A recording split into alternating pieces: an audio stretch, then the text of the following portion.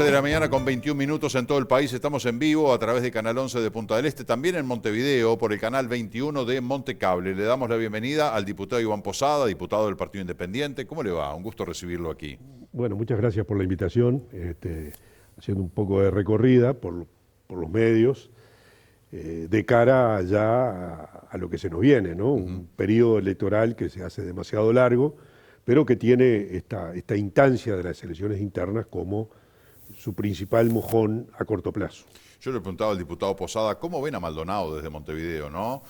Porque todavía, a pesar de la recorrida, aunque son en campañas electorales de muchos representantes del gobierno a nivel legislativo, a nivel ejecutivo, pero siempre seguimos, incluso lo decimos aquí en tono de bastante crítico, a pesar de ser montevideanos, que todavía hay un centralismo muy importante de Montevideo. Y de repente hay una imagen, bueno, Montevideo y después el interior. Y el interior tiene 18 realidades distintas. Totalmente. Y de repente Maldonado en algún momento se confunde con lo que puede pasar en Flores, en Salto, en Rocha o en Colonia. Y bueno, entonces yo le preguntaba, ¿cómo ven a Maldonado? ¿Lo ven como la gallinita de los huevos de oro? Porque es así, pero a su vez no es así. Hay gente que la pasa muy mal acá también. Claro.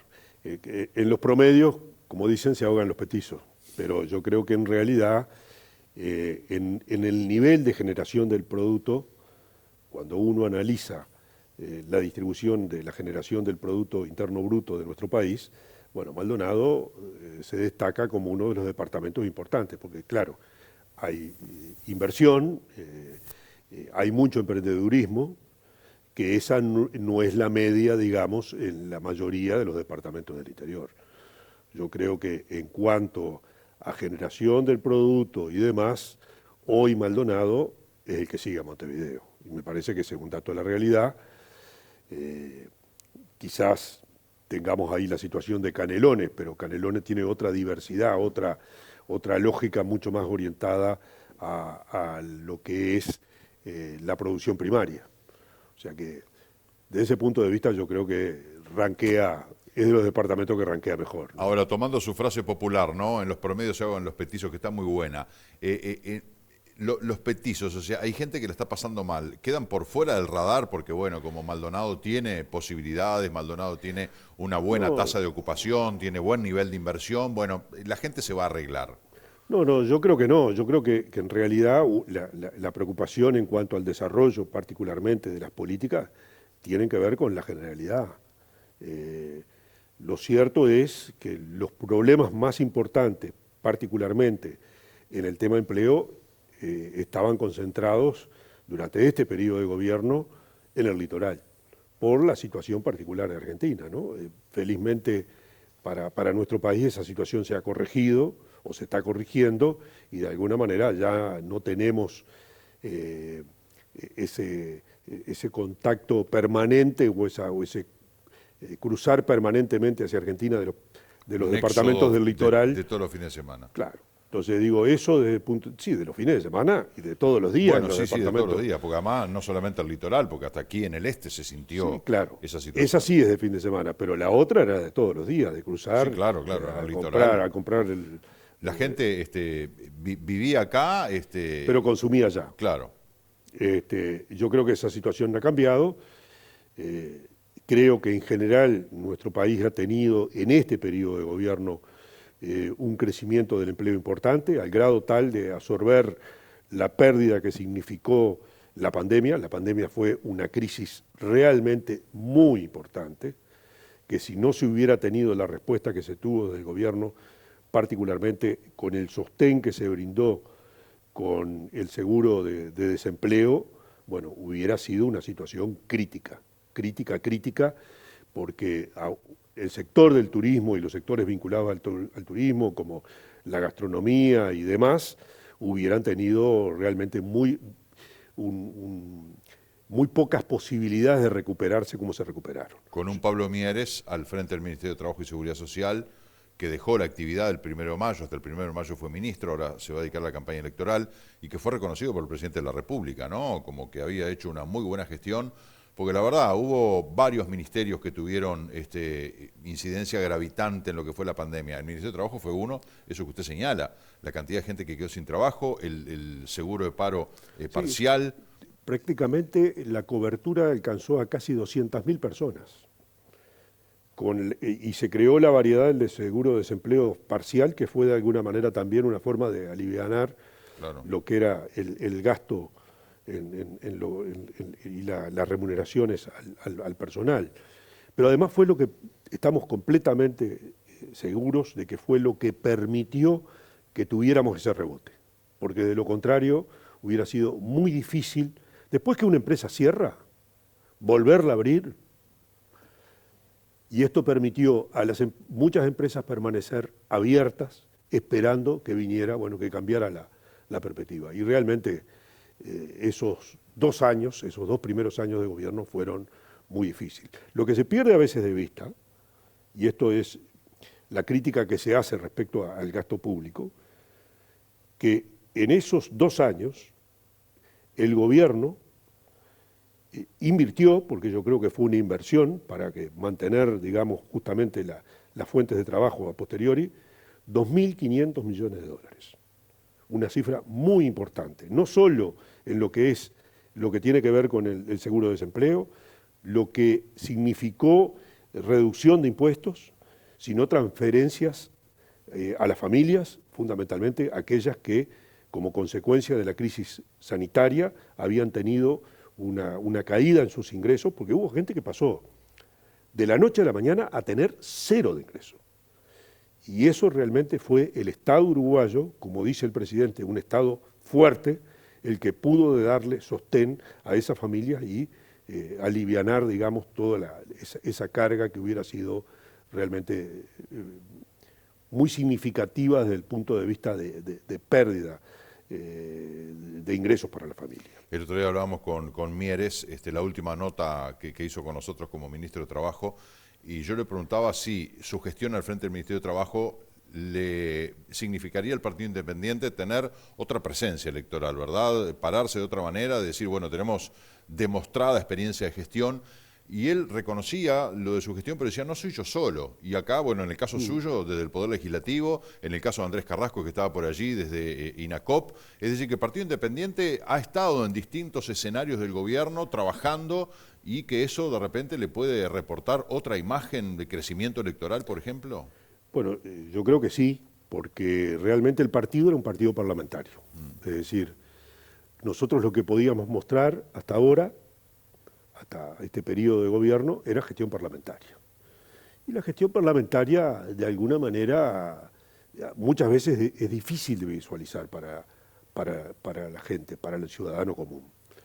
En cambio, este periodo, el partido tuvo la posibilidad de mostrar gestión de gobierno. Yo creo que la gestión de Pablo en el Ministerio de Trabajo y Seguridad Social está a la vista.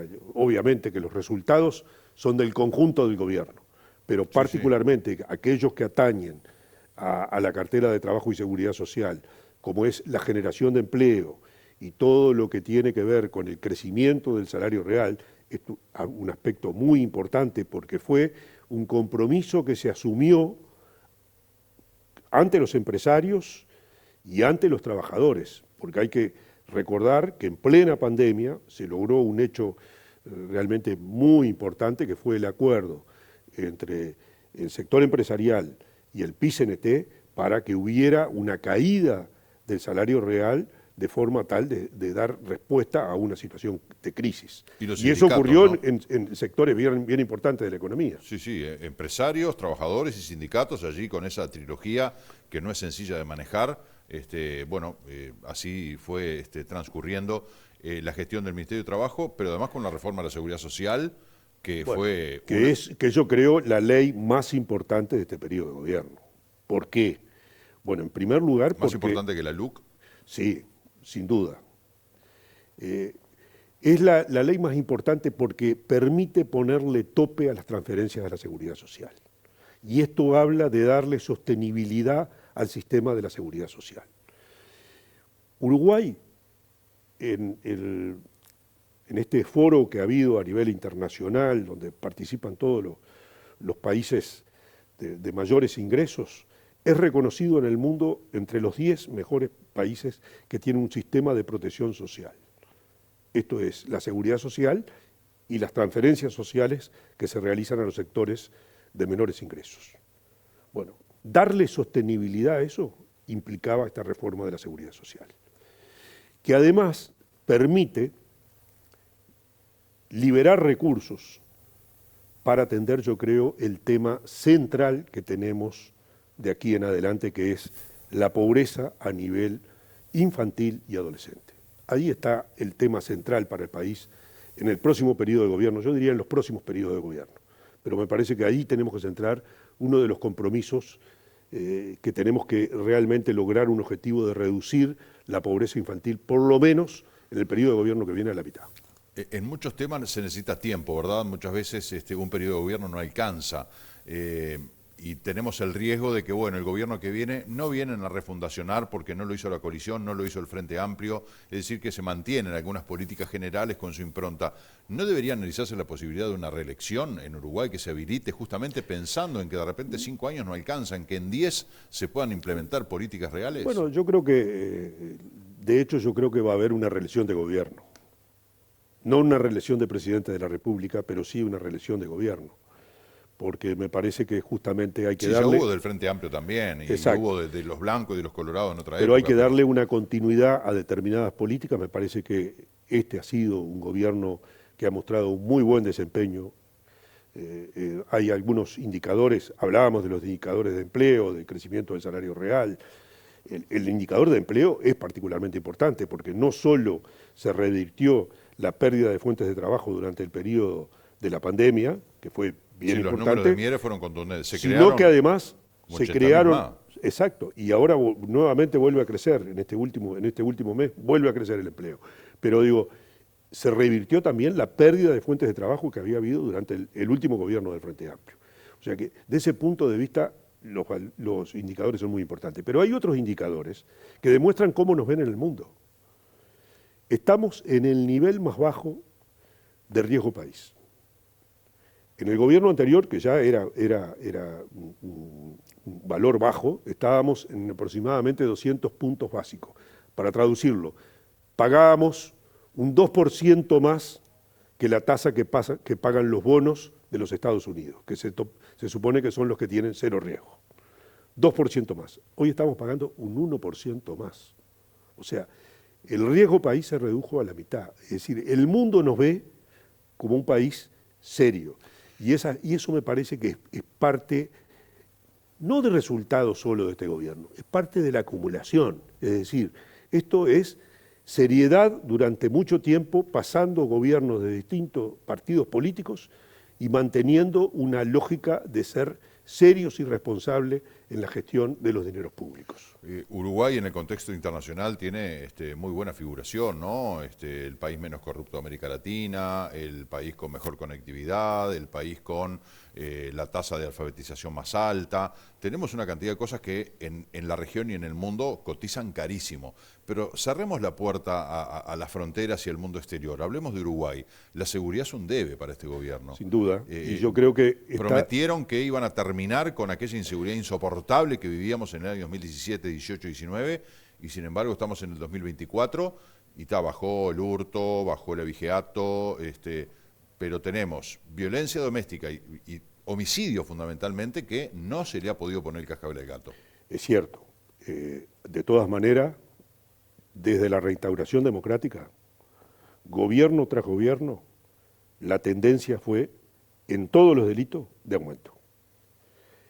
Este es el primer gobierno después de la reinstauración democrática donde se logra quebrar la tendencia en algunos delitos, que usted hacía mención justamente, en el delito de rapiña, en el delito de hurto y en el delito de abigeato.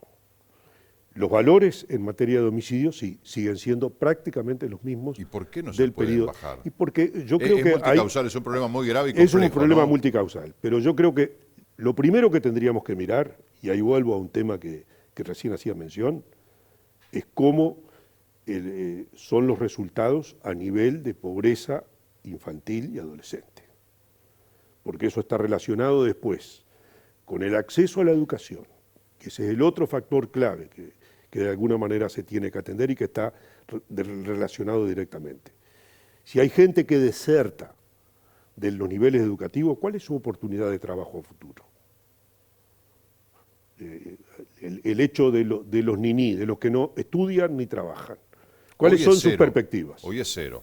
Bueno, Antes entonces, de repente uno podía revolverse porque tenía ciertas habilidades, pero bueno, hoy que no está formado, la quedó. el mercado es cada vez más exigente. Por tanto, ahí, en ese tema, pobreza infantil y adolescente, educación, tenemos que realizar realmente una inversión bien importante para tratar de revertir esa situación. Y eso está relacionado con el mundo del delito.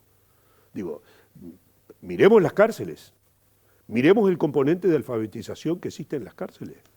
Digo, todos son aspectos que de alguna manera están interrelacionados, no exclusivamente porque como tú expresabas, no hay una sola causa, muchas causas, pero estas causas están.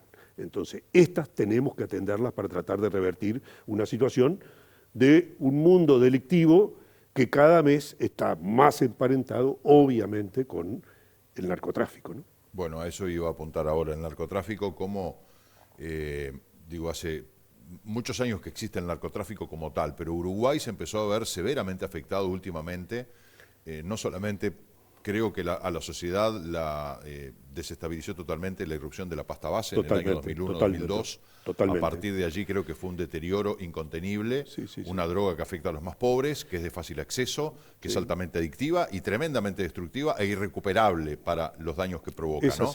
A eso se le ha ido sumando que Uruguay ha sido un país de tránsito, un país de acopio, un país donde no hay controles, un país donde no funcionan los radares, no hay aviones, no hay barcos, van y vienen, nos hemos enterado de toneladas de cocaína que salieron de Uruguay y aparecieron en Europa, o sea, casos vergonzosos, ¿no? Pero eso es un deterioro permanente y hay que poner, de alguna manera, frenos, hay que establecer ciertos controles. Bueno, era impensable que no tuviéramos radares.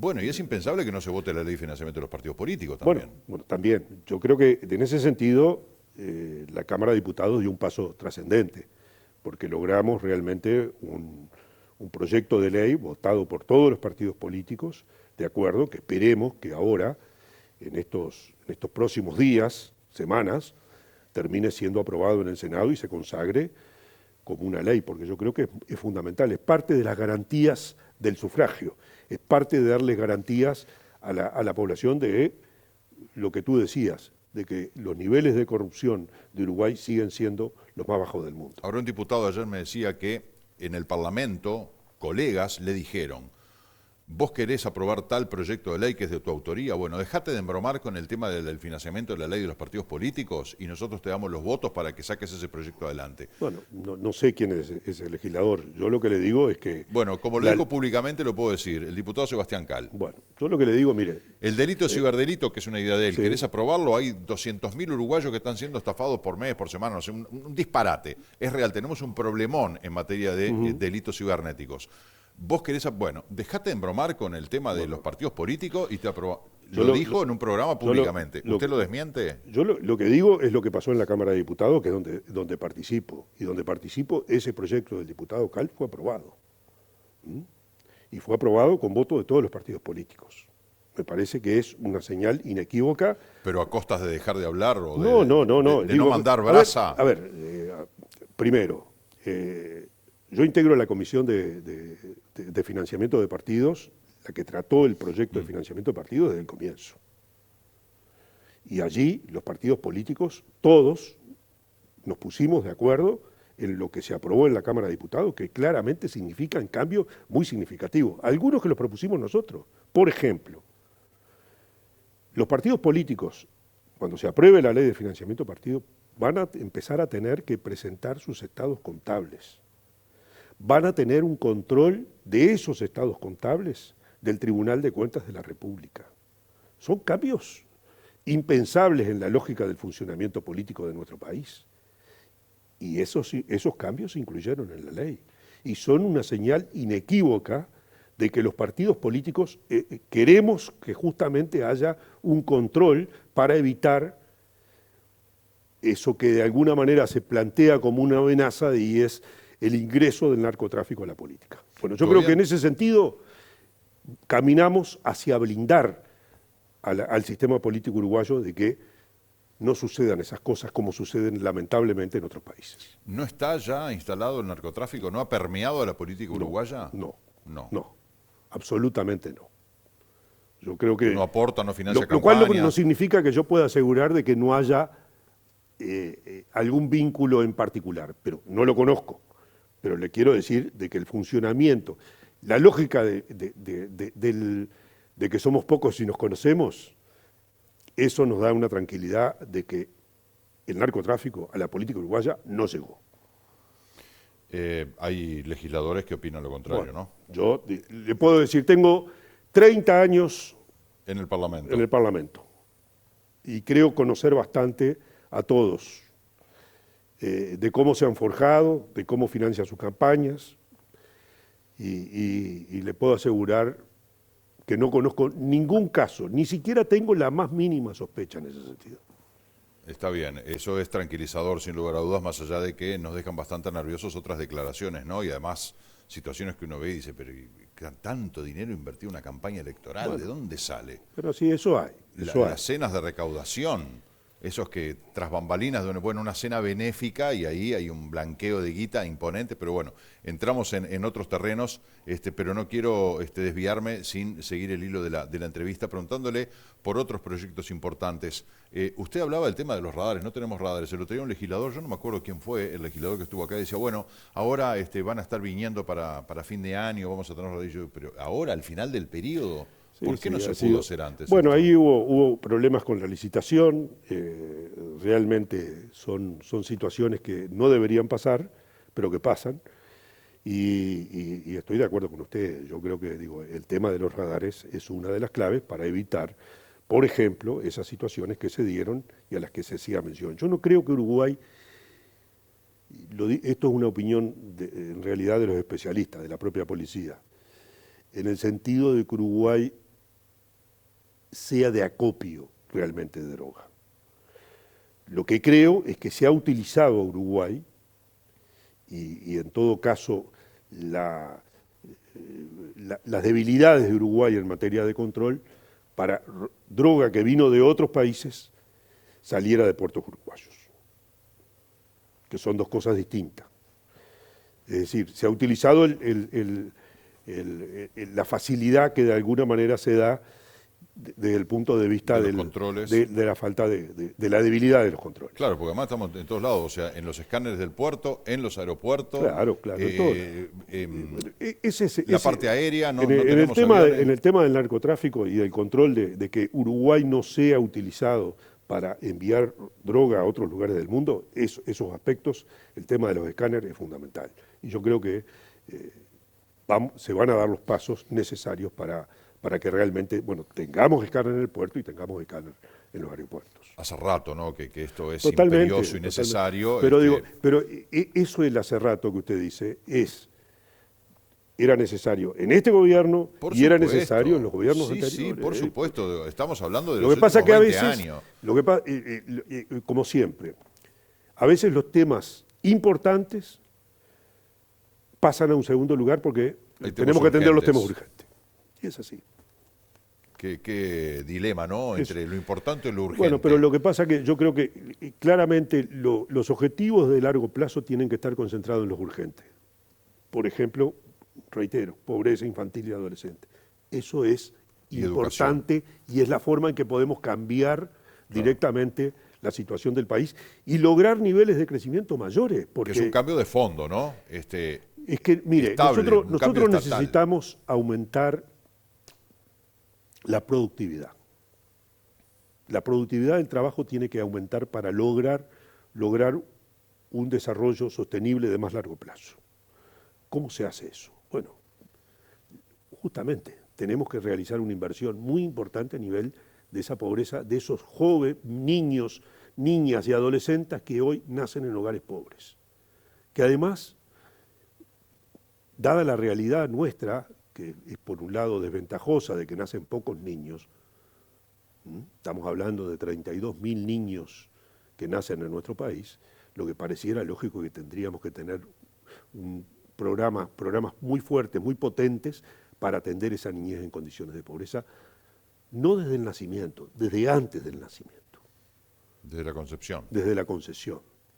Y eso me parece que significaría realmente un cambio muy significativo que al final tiene un impacto en esto último que hablábamos, en la productividad, porque eso significa mejores condiciones de desarrollo de los niños, niñas, significa mejores niveles de educación. Mire, si uno analiza, nosotros en los años 50 no solo éramos campeones del mundo, más que campeones del mundo, habíamos ganado todos los campeonatos mundiales que habíamos jugado, ¿no? Porque el 24, 28, 30 y 50. Éramos un país que estábamos, se puede decir, Europa había estado en guerra, pero nosotros teníamos en el 50 mejor nivel de ingresos que muchos países europeos. Algunos que hoy son ejemplo, como Finlandia. Era otra realidad también, ¿no? O sea, una Europa devastada por la guerra. Está bien. Uruguay era la Suiza de América. Exactamente, pero y tiene que ver el crecimiento de Uruguay también con las exportaciones de carne que Uruguay hizo durante la guerra. A río revuelto ganancia pescador. Exacto. Pero éramos un país de un nivel de ingreso así. ¿Qué pasó, si uno analiza, qué pasó para que esos países que estaban en una situación desventajosa por toda la barbarie de la guerra, hoy estén mucho más desarrollados que nosotros? Y hay un aspecto que es clave, el conocimiento.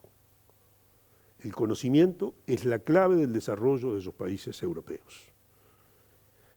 Mientras que nosotros seguimos teniendo, a nivel de la escuela pública, 2 horas y media de clase.